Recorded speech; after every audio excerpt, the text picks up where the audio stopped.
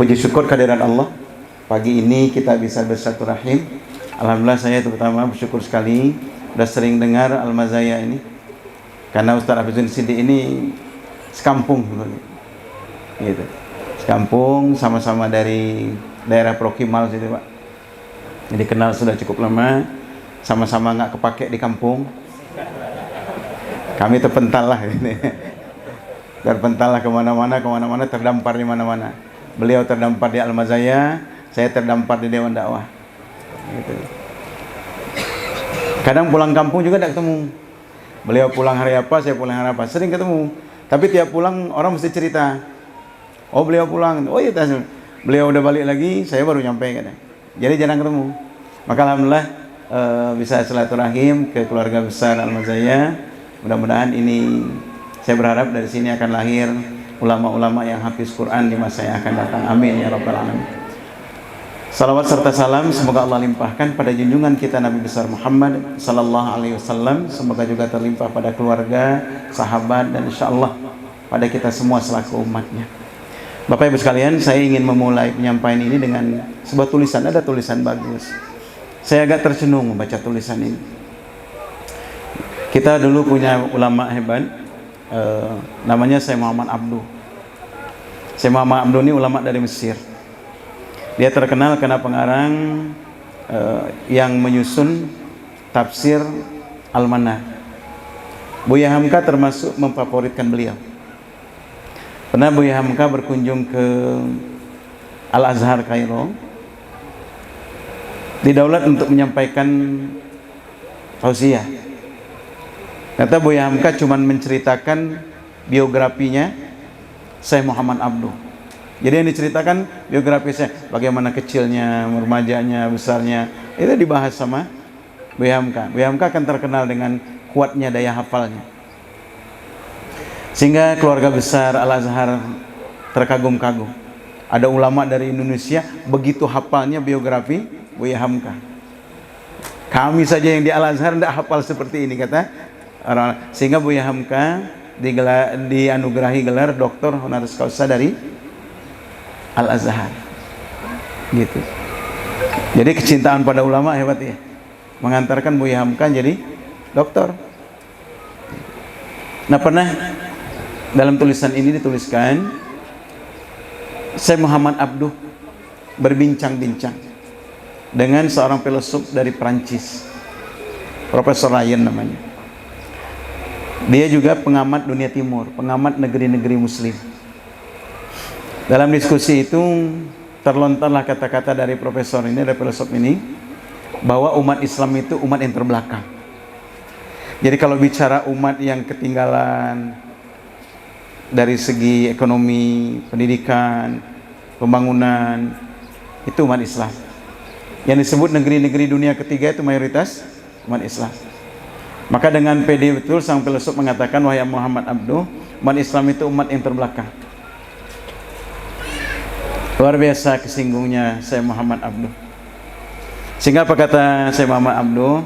Ketahuilah wahai Profesor, ketika raja kalian sedang belajar menulis nama, ketika raja kalian sedang belajar mengeja namanya, Raja Philip V lagi belajar nulis, itu aja, boleh. Ketika Raja Philip V sedang belajar nulis namanya, kami sudah buat perpustakaan, kata Syekh Muhammad Abduh. Umat Islam sudah bikin perpustakaan. Raja kalian baru belajar nulis.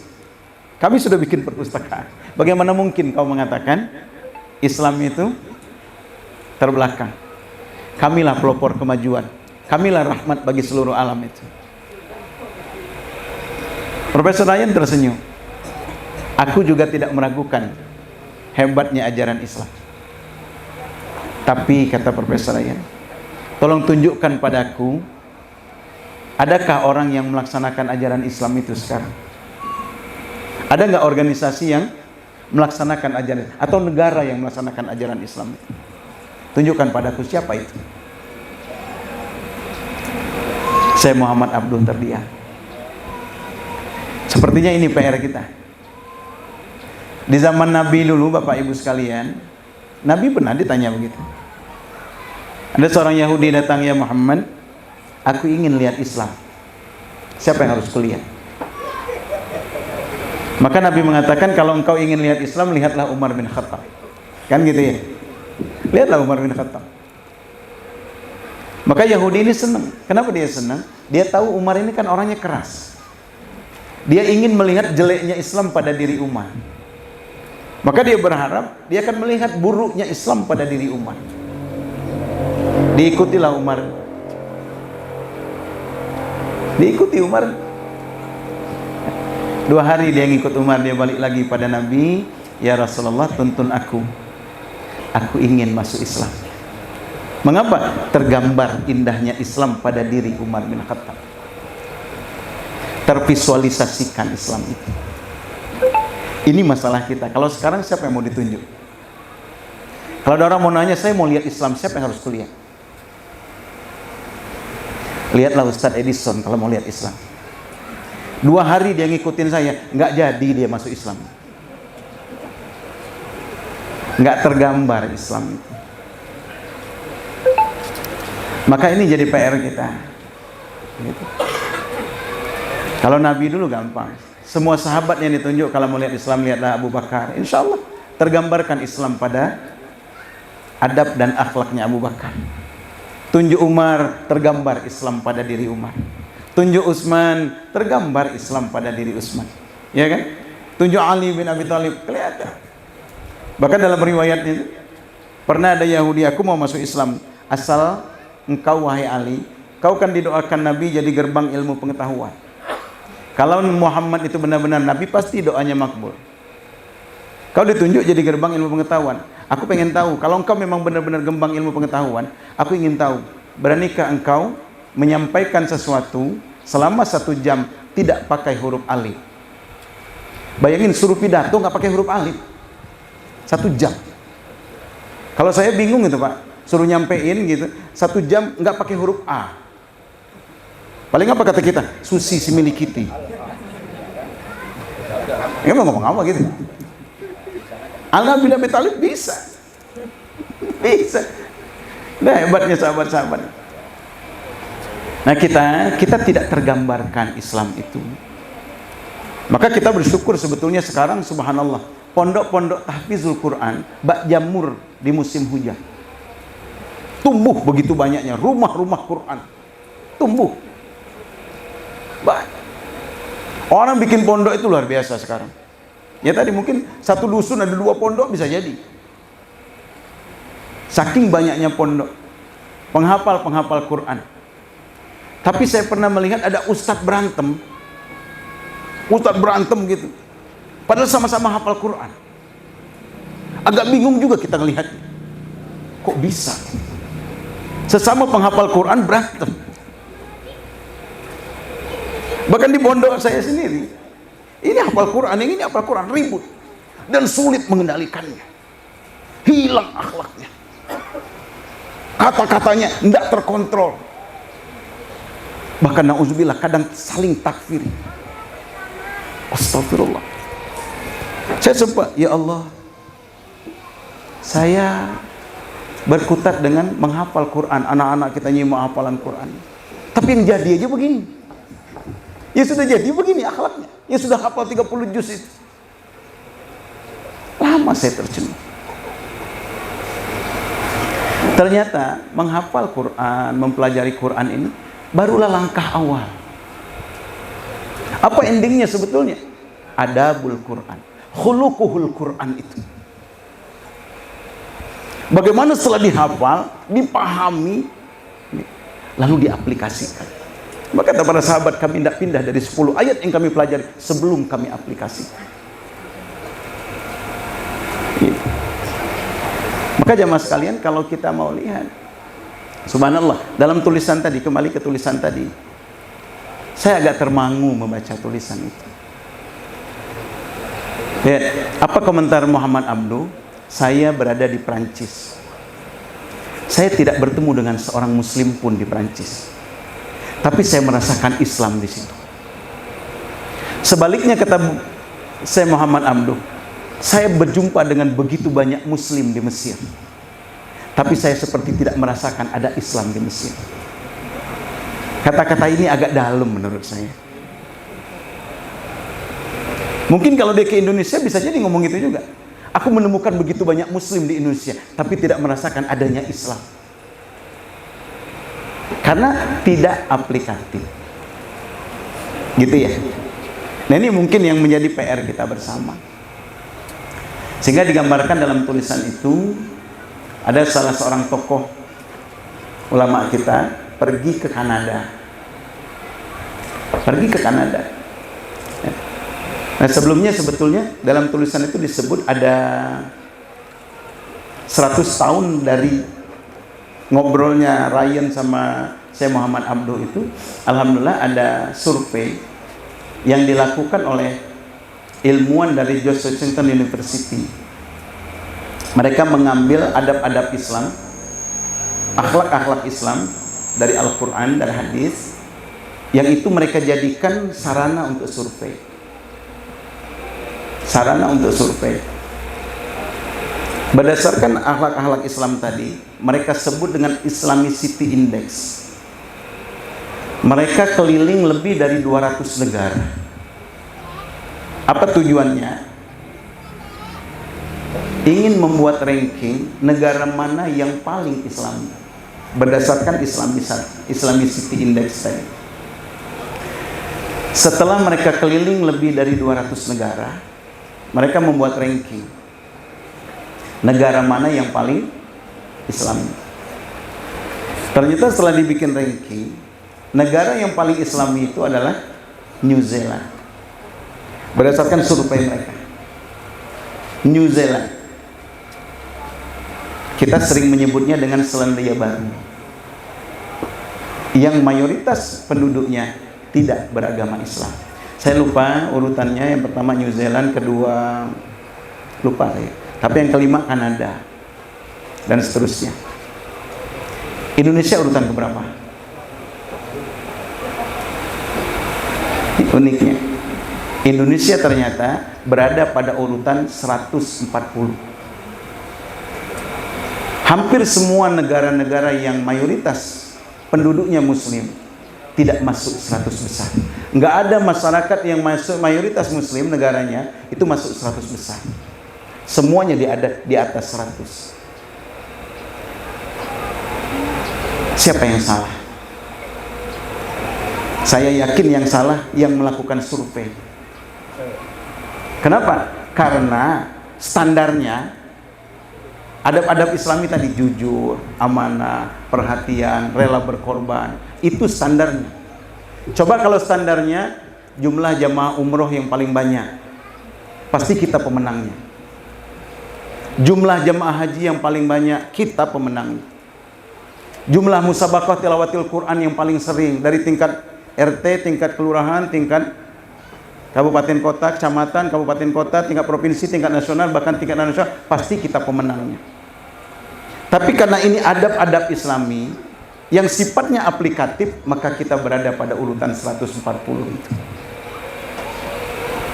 Ini agak menyesakkan dada kita. Dulu ada tokoh organisasi yang berangkat ke Kanada. Kanada tadi urutan kelima. Waktu itu belum zaman Android, masih zaman kamera yang panjang itu. Dia bawalah kamera itu. Tiap tempat-tempat yang menurut dia bagus dia abadikan, dia abadikan. Satu saat dia ingin berpindah kota, dia naik bis. Dia nunggu bis di halte. Datang bis, cepat dia naik supaya kebagian tempat duduk. Sudah 2 jam bis berjalan, ada momen yang bagus diabadikan. Dia hendak ambil momen itu. Barulah sang ulama kita ini tersadar bahwa kameranya tertinggal di halte. Dia cepat turun dari bis, dia naik bis lagi menuju balik lagi ke tempat dia nunggu bis pertama tadi. Bayangkan sudah 2 jam dia naik bis, turun nunggu bis, jalan lagi ke situ. Paling tidak 4 jam sudah berlalu. Ketika dia sampai di halte pertama tempat dia nunggu bis tadi, apa yang terjadi? Itu kamera masih berada di tempatnya. Saya 2020 pernah bawa jamaah umroh dari Makassar. Tanggal 1 Januari saya diminta pergi ke Makassar, berangkat pagi-pagi, nginep semalam di Makassar, tanggal 2-nya baru berangkat. Ketepatan karena ini umroh promo, transit di Singapura, kita naik pesawat Scoot.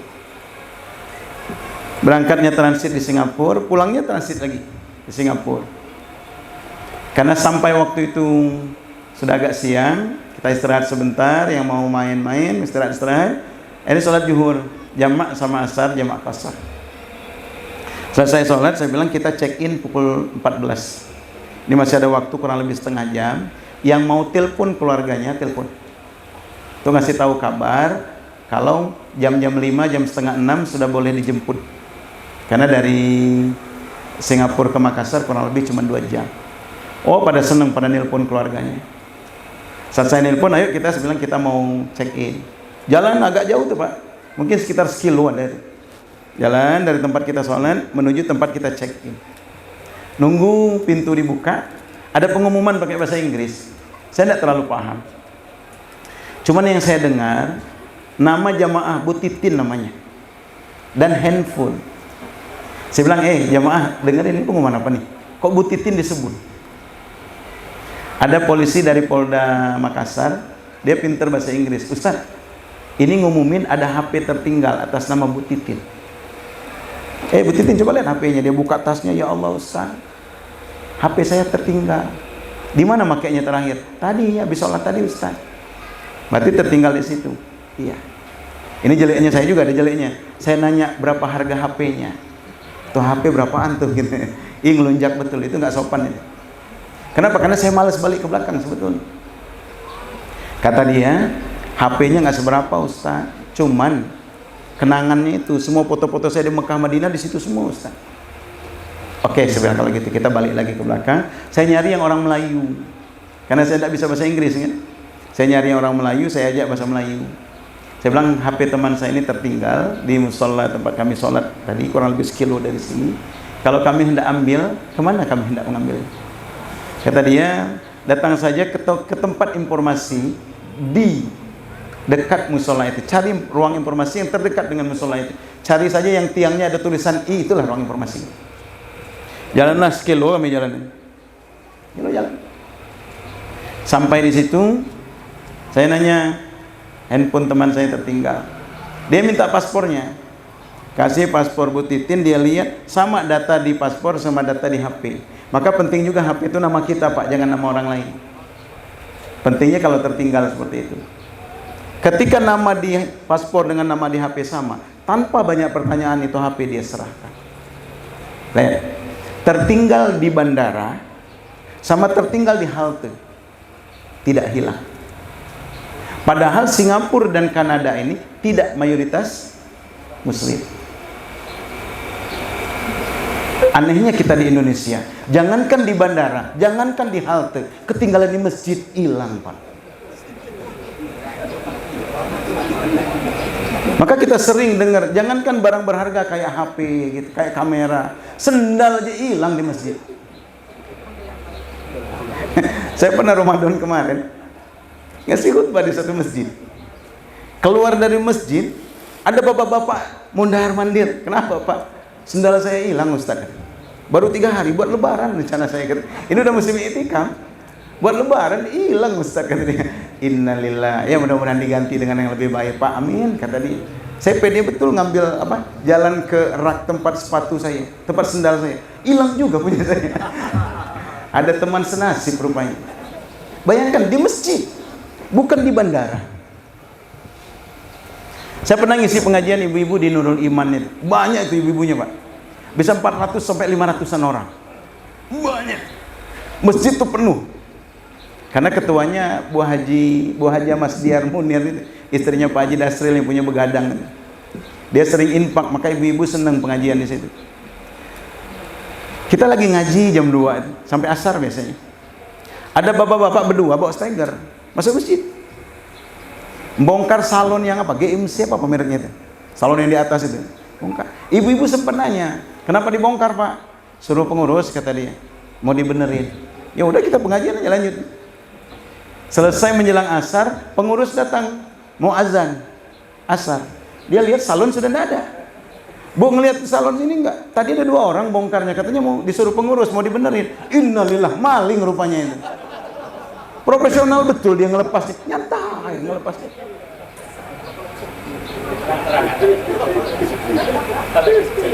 Ini di Indonesia yang mayoritas beriman. Padahal seharusnya di negeri orang-orang beriman aman. Aman seharusnya. Kita jangankan berharga Pak, kadang Pak. Ya Allah, anak kita masih kecil naik motor, sendalnya jatuh sebelah, hilang itu Pak. Jatuhnya cuma sebelah. BE jatuh, hilang. Lah BE diambil buat orang buat apa? Ini kan masalah. Padahal kita belajar Quran. Kita belajar Quran.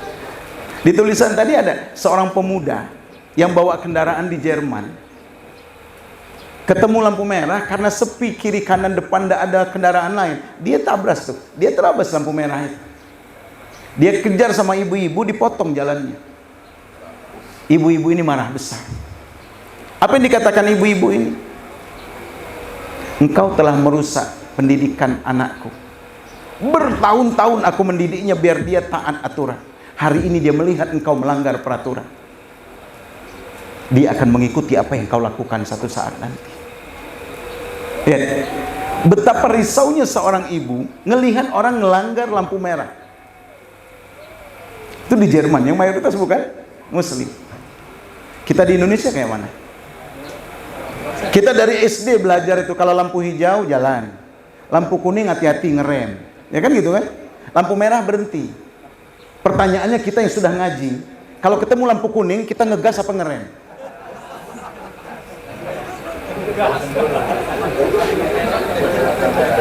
Lampu merah Unila itu dulu sebelum ada underpass itu, saya ngantar ponaan mau kuliah itu.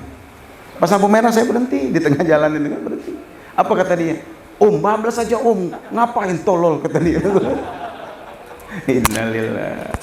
Inilah kita, umat yang mengaku beriman itu, tapi bangga kalau melanggar peraturan.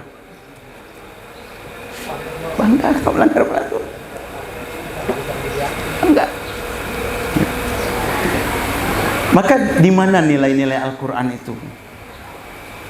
Lihat, atau dalam hadis bagaimana Nabi mengaplikasikan kandungan Quran. Lihat, kata Nabi, "Faman kana yu'minu billah yaumil akhir", siapa yang beriman pada Allah dan hari akhir, fal yakul khairan aw liyasmut.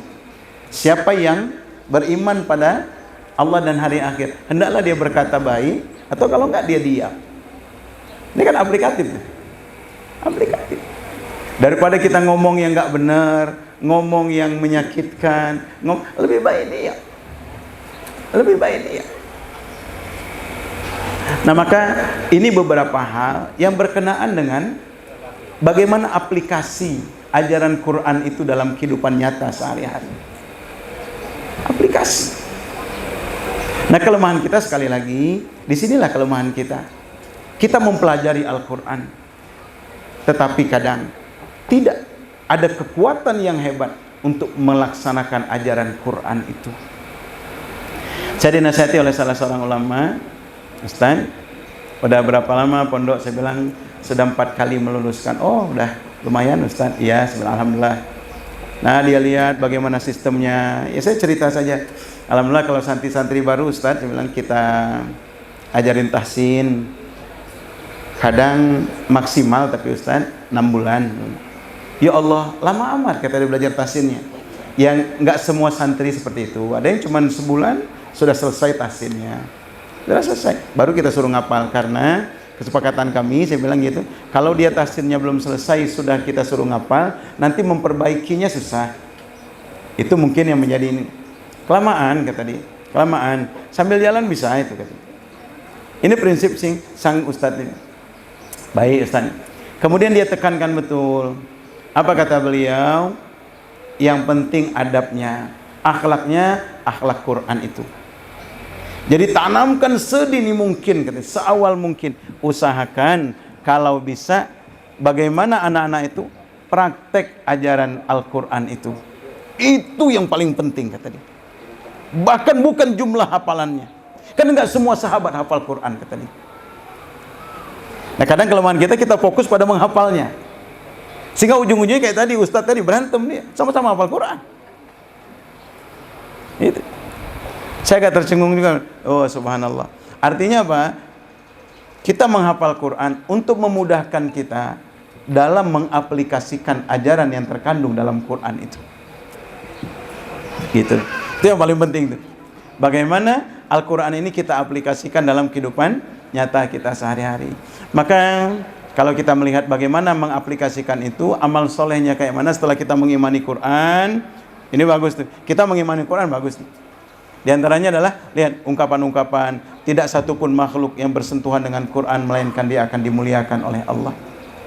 Maka kita semua sudah ngerti kenapa Jibril jadi malaikat yang paling mulia. Karena Jibril adalah duta Al-Quran dari langit ke bumi. Kenapa malam Lailatul Qadar menjadi malam yang mulia, yang khairum min alfi syahr? Karena malam Lailatul Qadar dipilih Allah untuk turunnya Quran. Kenapa bulan Ramadan menjadi bulan yang sangat mulia? Karena syahrul Ramadan alladzi unzila fihil Quran. Kenapa Nabi Muhammad menjadi nabi yang paling mulia padahal nabi yang paling junior?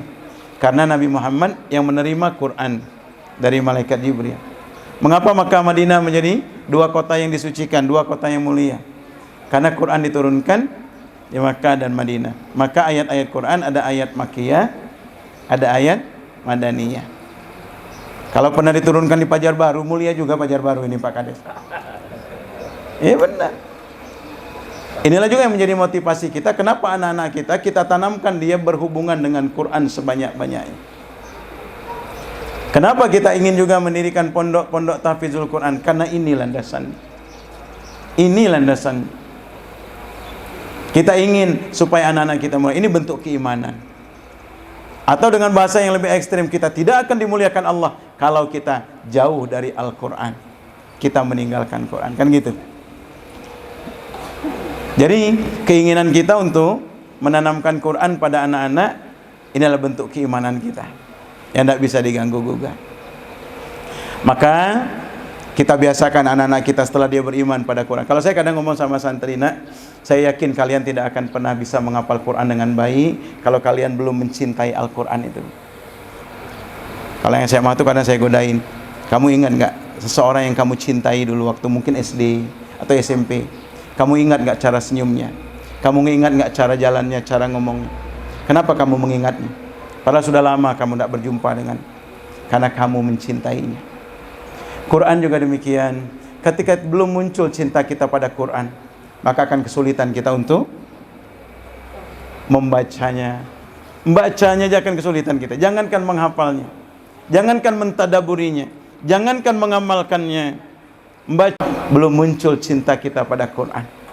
Tapi kalau sudah muncul cinta kita pada Quran, maka terasa ringan kita meluangkan waktu untuk berhubungan dengan Quran. Terasa ringan.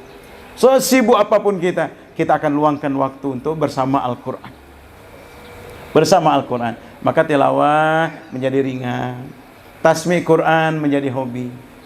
Ya kan? Kita siapkan di mobil, di flash disk kita. Kalau perjalanan panjang, kita sambil nyimak bacaan Quran. Setiap simak yang kita dengar, kita dapat pula pahalanya. Apalagi sekarang ini kita bisa download imam-imam Timur Tengah ya. Bisa download semua. Imam Al-Matrud, Imam Al-Mu'ikli, Mahir Al-Mu'ikli, Imam Sudais, kita bisa download. Perjalanan bosan dengan Sudais, kita pindah ke imam ini, pindah ke imam ini. Bacaan-bacaan yang bagus. Gitu. Saya sering protes dulu sama Bunda. Saya bilang, Bunda waktu kami kecil dulu, Bunda nggak rajin ngaji. Ngaji cuma malam Jumat aja, saya bilang. Yang dibaca pun cuma Yasin. Maka rata-rata kami kalau Yasin hafal Pak dari kecil. Karena emak yang dibacanya Yasin. Yasin itulah. Emak banyak nyanyi, saya bilang. Maka emak ketawa dia kalau saya ngomong begitu. Saya masih ingat waktu adik saya masih kecil, emak lagi ngayun adik kami itu. Bukan sambil ngaji, tapi sambil nyanyi. Nah, dia sambil ngayun. Saya masih ingat sampai sekarang lagunya. Ragunya Rahmat Kartolo itu, Pak. Patah hatiku jadi. Apal saya sampai sekarang itu. Coba kalau dibaca Quran dari kecil itu, apal pula saya sebenarnya. Ya kan? Coba kalau dia baca tabarok sambil ngayun, ikut hafal saya tabarok. Maka tasmi ini penting. Penting. Saya masukkan anak pondok dulu Darul Hupas, bareng sama beberapa ustaz. Dapat 1 tahun, anak saya dapatnya 7 juz waktu itu. Dapat 7 juz. Oh, saya udah senang banget. Alhamdulillah, sudah dapat 7 juz. Senang betul. Motivasi-motivasi ngasih anak dan sebagainya. Selama dia dapat 7 juz itu. Tapi ada yang membuat saya ciut. Ada anak 2 orang ustaz hafal 30 juz.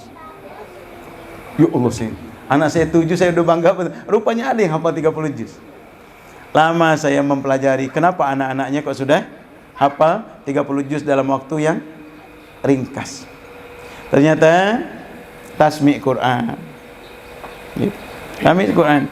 Rupanya bapaknya sama emaknya, nah berlomba-lomba menghatamkan Quran. Berlomba-lomba. Saya pernah berkunjung ke rumahnya, jadi ba'da subuh itu saya pikirlah ba'da subuh belum kemana-mana. Ternyata benar. Subhanallah, mereka lagi berlomba-lomba membaca Al-Quran. Si suami baca Quran, si ibu baca Quran. Ternyata luar biasa tuh. Dari dalam kandungan anak-anak kita itu sudah bisa mendengarkan bacaan Quran. Sudah bisa mendengarkan bacaan Quran. Maka semakin dini kita perdengarkan Quran, akan semakin mudah dia menghafalnya. Maka kalau bapaknya, emaknya, dari dia dalam kandungan sudah rutin melantunkan ayat-ayat Quran, Pak, insya Allah dia akan lebih mudah dekat dengan Quran ketika dia lahir nanti. Tasmi. Kemudian tadabbur, belajar memahami Quran. Tadabbur. Maka sedikit-sedikit, saya yakin kalau di pondok, di samping memang menghafal, tadabbur juga. Kita ajarkan lapsiah, tafsir perkata. Kita tafsirkan, kita baca juga tafsir-tafsirnya. Supaya anak-anak belajar memahami apa yang dia pelajari, apa yang dia hafalkan. Bahkan kalau di pondok-pondok kadang ada pelajaran menulis. Mana yang sudah dihafalnya, diwajibkan untuk ditulis. Hafal dia 1 juz, diwajibkan dia menulis 1 juz. Dan diusahakan tulisannya tidak salah. Dan ini ternyata penting juga, Pak. Tadinya kami di pondok juga tidak terlalu penting. Oh, udahlah, yang penting dia paham Quran, yang penting dia hafal Quran. Ngapain ngabisin waktu juga untuk nulis itu. Ternyata penting, Pak. Kenapa? Karena kadang yang dilihat masyarakat, tulisan juga penting. Jangan sampai pula anak pondok tulisannya kacau betul. Ada tulisan Arab anak pondok, ya Allah, nggak kebaca tulisannya. Alifnya saja bengkok nih nulisnya. Ya, kalau bisa maka perlu juga kita ajarkan dia belajar menulis Quran yang baik. Karena kadang anak-anak pondok itu dianggap semuanya serba bisa. Termasuk nulis Arab bisa. Nah, maka kalau bisa ajarkan pula anak-anak kita menulis Quran. Itu akan terasa ringan, akan terasa mudah kalau dia sudah cinta sama Quran tadi. Tadabburkan Al-Quranul Karim supaya dia mengerti apa yang dia hafal itu, dan sungguh akan lebih kuat hafalannya ketika dia memahami ayat-ayat yang dia hafal itu. Setelah itu baru diamalkan. Amalkan, aplikasikan ayat Quran ini dalam kehidupan sehari-hari. Lihat bagaimana kita mencontohnya. Rasulullah tauladan kita dalam pelaksanaan ayat-ayat Al-Quran itu. Nabi lihat, maka lihatlah adab Quran. Akhlak Nabi, khuluquhul Quran. Aisyah mengatakan akhlak Nabi itu adalah akhlak Al-Quran. Maka lihat bagaimana cara Nabi berumah tangga, cara Nabi bergaul dengan lawan jenis. Nah, ini di Indonesia kita masih sangat asing. Urusan salaman saja di Indonesia, wah kerepotan kita, Pak. Kerepotan. Kita tahu betul Nabi mengatakan disentuh palakmu dengan besi panas lebih baik daripada kalian menyentuh tangan wanita yang bukan muhrim kalian. Nah, kadang kita kalau pulang kampung repot kita dibuatnya. Ada bibik jauh, bukan bibik langsung, bukan bibik kandung, tapi bibik jauh. Ketemu kita, assalamualaikum. Nah, gimana Pak Ustadz? Ngajak salaman, kebingungan kita. Pernah dia ngajak salaman saya begini, ditabuknya pipi, nggak jadi disalaman, pokan ke pipi. Aliran sesat model apa lagi kamu ini? Kata. Bebek kamu saya ini katanya. Rahmati saya, astagfirullah. Maka saya lama dulu, Pak, nggak suka lebaran campur sama keluarga besar. Nggak suka, kenapa? Ya kita meyakini nggak boleh bersentuhan, mereka meyakini nggak apa-apa. Akhirnya lama saya dulu nyari-nyari. Akhirnya saya ketemu Buya Hamka kalau salaman dengan bukan muhrimnya, dia pakai sorbannya. Jadi dialasi sama Buya Hamka. Saya menjaga wudhu, kata Buya Hamka. Minimal, meminimalisir, nggak ketemu langsung tangan kita. Cuman kadang kalau masih muda malu pula kita kemana-mana bawa sorban itu. Repot juga kan kita. Woi, kayak alim betul Ustaz itu kata orang. Mana-mana bawa sorban, kayak udah bawa malaikat betul dia itu. Padahal kita menjaga. Dulu pernah juga kadang ketemu dengan istri-istri gubernur, Ustaz, tolong isi di PKK Ustaz, isi ceramah. Siap Bunda, berangkat kita. Nah, kita udah duduk, dia baru datang. Assalamualaikum. Nah, Ustaz udah datang, begini dari jauh udah begini. Bingung kita, Masya Allah, istri gubernur ini kita pikir. Kalau nggak diladenin kesinggung dia, diladenin kita tahu hukumnya. Ya Allah, kayak mana ini? Kebingungan gitu. Tapi saya alhamdulillah ketemu juga dengan sistemnya orang Sunda itu, Pak. Ya Allah Bunda, saya bilang gimana sehat ya? Saya ngomong terus tuh, biar dia lupa kalau tangannya nggak saya sambut. Ya kadang untuk aplikasi ternyata hal-hal sepele begitu saja sulit kita di negeri kita ini. Maka kita dibutuhkan kesabaran. Sabar. Kenapa dia masih protes? Kenapa dia mukul pipi kita? Karena dia tidak paham. Karena dia nggak paham. Mungkinkah adab kita akan sama dengan adab dia? Padahal kita lebih paham dari dia. Apakah perlu kita ladenin? Tidak. Apa yang perlu kita lakukan? Yang perlu kita lakukan adalah edukasi. Dan tentu edukasi itu akan mudah diterima ketika edukasi itu dilandasi oleh cinta. Sebagaimana Rasulullah dalam menyampaikan Quran, menyampaikan adab-adab dengan cinta. Penuh kasih sayang. Ya kan? Maka kalau kita bicara akhlak Nabi, Nabi itu punya daya pikat.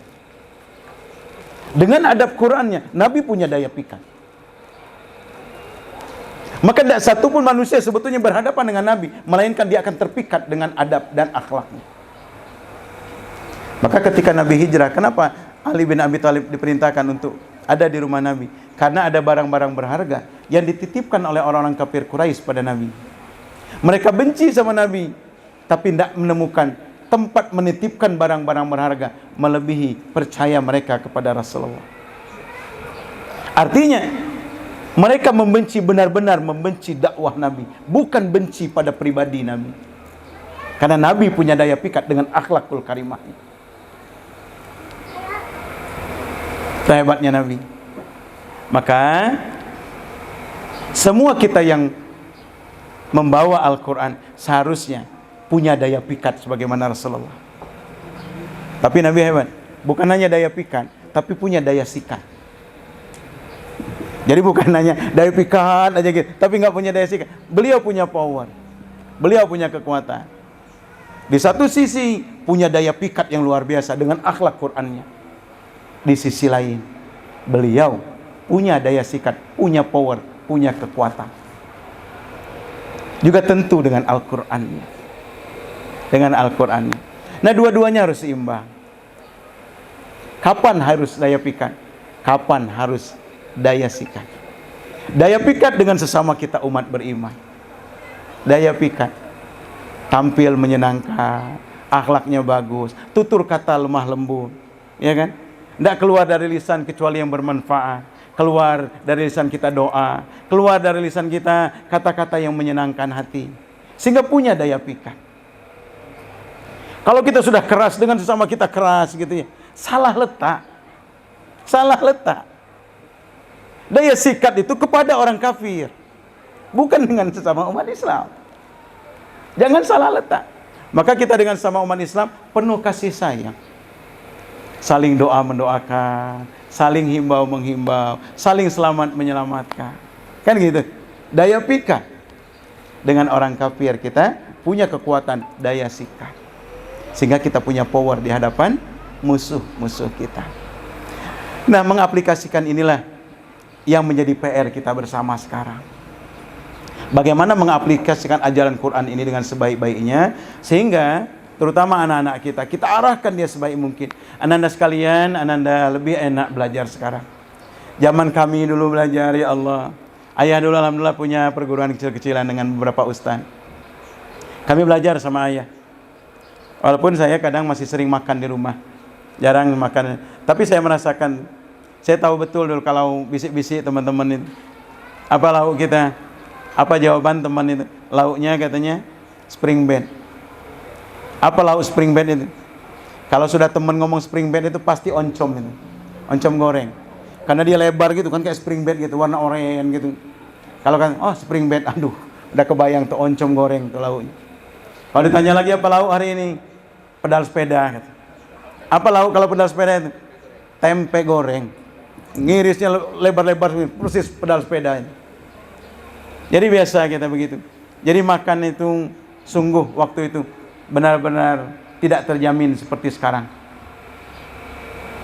Kalau yang namanya genjer campur oncom itu udah 2 hari sekali itu mesti itu kayaknya, rutin itu.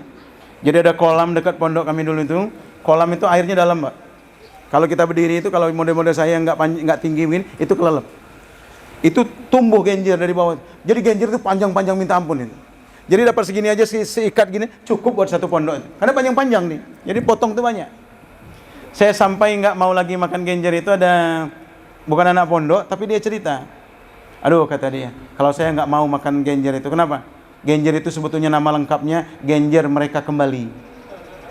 Saya bilang kenapa mereka kembali? Kita makan sore, pas kita BAB di sungai, katanya balik lagi dia utuh lagi. Gitu. Dari situ saya nggak mau makannya lagi. Maka saya sering aja makan di rumah dulu. Sering disahabat tangan saya sama ayah karena saya makan di rumah. Kalau emak senang dia saya pulang makan itu senang. Kalau ayah kalau ketahuan disahabatnya pakai rotan.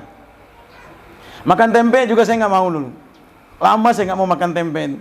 Kenapa? Lagi-lagi teman cerita ini jeleknya kalau kita ngobrol yang nggak manfaatan itu. Apa kata teman saya makan tempe goreng pas saya gigit kata dia melar. Ngotonya lepas pek nyabet ke sini. Saya ambil apa? Tensoplas kata dia. Rupanya yang nulis tempe itu kakinya korengan kata dia. Lepas tensoplasnya. Dari situ kalau ngelihat tempe goreng yang pedal sepeda tadi, kebayang tensoplas itu. Maka saya kalau udah kayak gitu makan ke rumah. Kalau ketahuan ayah disabet pakai rotan. Kalau sekarang Nanda, subhanallah, jarang makan di pondok nggak pakai lauk sekarang, iya kan? Nggak pakai lauk. Kadang ikan, selip-selip tadi apa namanya? Jumat berkah tadi kan? Sampai santri itu ada yang ngomong, Ustadz kata dia, kalau makan saya mah enak di pondok daripada di rumah katanya. Di rumah itu kan sambal terong tuh sering bener, di pondok alhamdulillah katanya. Jarang-jarang terong itu kata dia. Jarang-jarang. Artinya apa? Anak-anak sekarang untuk memahami Quran jauh lebih banyak lagi, gizi lebih terjaga lagi. Tidur kami dulu pakai karpet hijau begini. Jadi di ruangan itu nggak ada kasur-kasuran waktu itu. Ada pula teman yang mondok itu ngompol pula di sini. Ada. Tidur begini. Yang namanya tidur enggak seperti sekarang. Alhamdulillah pondok-pondok sekarang rata-rata tidur dengan kasur busa. Kasur busa. Walaupun kadang banyak juga pondok-pondok yang kasur busanya ditumpuk. Ya, selesai dipakai ditumpuk. Nah, ini rawan juga, rawan penyakit. Kalau penyakit kulit satu kena semua. Maka saya di pondok kadang wanti-wanti pokoknya nggak boleh bersinggungan, nggak boleh bersinggungan. Kasur dengan kasur nggak boleh bersinggungan. Supaya kalau ada yang kena kudis nggak nular sama yang lain. Jangan pula ini menjadi penyakit umum pondok. Nggak afdol mondok kalau belum kudisan. Biarlah orang dulu yang kayak gitu. Kalau zaman kita dulu ya, kalau belum sekabias belum hebat mondok itu. Maka biasa kita dulu sambil yang jadi imam itu lurah pondok sambil Allah Akbar sambil begini biasa dulu. Dulu. Kalau sekarang kalau bisa jangan lagi. Bahkan kalau di pondok saya itu saya bilang siapa yang kutuan saya gondolin palanya. Oh ketakutan santri enggak Ustaz. Pokoknya hari Jumat pagi nyisir berjamaah. Nyerit rambut berjamaah itu. Ada yang sekali turun begini saya tanya sama ustazahnya gimana saya bilang mereka nyisir. Bu sadis si anu Ustaz kata dia. Masa sekali begini 4 jatuh kutunya gede-gede betul hitam-hitam itu. Ya Allah. Maka saya bilang nggak ada santri yang nggak bawa serit, harus bawa serit semua. Karena tiap Jumat pagi kita akan serit berjamaah. Jangan sampai santri sambil ngapal sambil begini-begini. Apalagi yang digigit. Nah, bagaimana mau mempelajari Quran dengan baik kalau sambil ngapal sambil gegaruk? Jangan sampai terjadi. Nah maka jamaah sekalian. Ananda terutama, Ananda santri, sekarang belajar lebih enak. Belajar pahami Quran, cara bacanya, makhrajal hurufnya, sifat hurufnya. Pelajari dengan sebaik-baiknya. Kami dulu belajar, awal-awal belajar. Saya belajar di pondok dulu, pondok ayah itu. Belajar pakai turutan. A, I, U, babi, bu, tati, tu, ini, binit, ini, dan sebagainya. Belajar terus. Ternyata belajar Quran tidak ada habisnya. Karena kata para kiai, yang namanya belajar Quran, puncaknya adalah tafsirul Quran. Mampu menafsirkan Quran. Maka tidak ada di antara kita yang harus berhenti baca Quran. Setelah kita mengerti maknanya, ngerti tafsirnya, masih ada PR besar. Bagaimana mengaplikasikan Al-Quran ini dalam kehidupan nyata sehari-hari. Sampai semua aktivitas kita, undang-undangnya adalah undang-undang Al-Quran. Ini menjadi PR kita bersama. Saya dulu senang sekali mendengar ceramahnya Syekh Ali Jaber almarhum. Kita ingin mencetak jutaan penghafal Quran. Saya berharap, kata dia, suatu saat Presiden Indonesia, presiden yang hafal Al-Quran. Netes air mata saya dengar kata-kata itu, ya Allah. Seperti jauh panggang dari api rasanya. Apa iya presiden kita akan hafal Quran? Tapi tidak ada hal yang mustahil. Kalau Allah berkehendak, sekarang alhamdulillah ustadz-ustadz yang hafal Quran sudah banyak. Tinggal bagaimana kita bersama-sama mengangkat Al-Quran ini biar bisa kita aplikasikan dalam kehidupan sehari-hari, sehingga insya Allah adab-adab Al-Quran inilah yang akan menghantarkan kita pada jayanya Islam sebagaimana jayanya Islam dan para sahabat. Dan mudah-mudahan kalau nanti ada survei lagi, entah dari siapapun itu, survei ke negeri kita yang kita cintai ini, kita tidak masuk 140 lagi, minimal masuk 100 besar lah. Indonesia dengan jumlah penduduk muslim terbesar, minimal masuk 100 besar, negeri yang paling islami. Bukan lagi disandang negeri yang islami itu oleh negara-negara yang mayoritas penduduknya kafir. Nah, mudah-mudahan dari pondok-pondok tahfiz Quran yang begitu banyaknya ini, kita semua berharap mudah-mudahan akan muncul para penghafal Quran yang bukan saja hafal Quran, tapi mampu memahami, menghayati isi kandungan Al-Quran dan mampu mengaplikasikannya dalam kehidupan nyata sehari-hari, sehingga Pak, insya Allah harapan sebagaimana harapan saya Ali Jaber tadi, para pemimpin kita, para pejabat kita, insya Allah adalah orang-orang yang memahami Al-Quran, sehingga Al-Quran akan menjadi konun di negeri yang kita cintai ini di masa yang akan datang. Keberkahan akan kita dapatkan, keberkahan Al-Quran itu. Amin ya Rabbal Alamin. Ini mungkin yang bisa saya sampaikan, mudah-mudahan ada manfaatnya. Lebih kurang mohon maaf, kepada Allah saya mohon ampun. Wabillahi taufiq wal hidayah wal inayah. Assalamualaikum warahmatullahi wabarakatuh.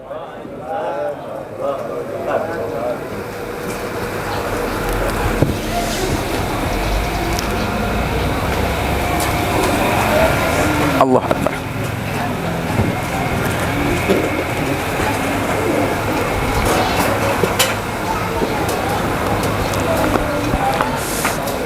Ini Pak.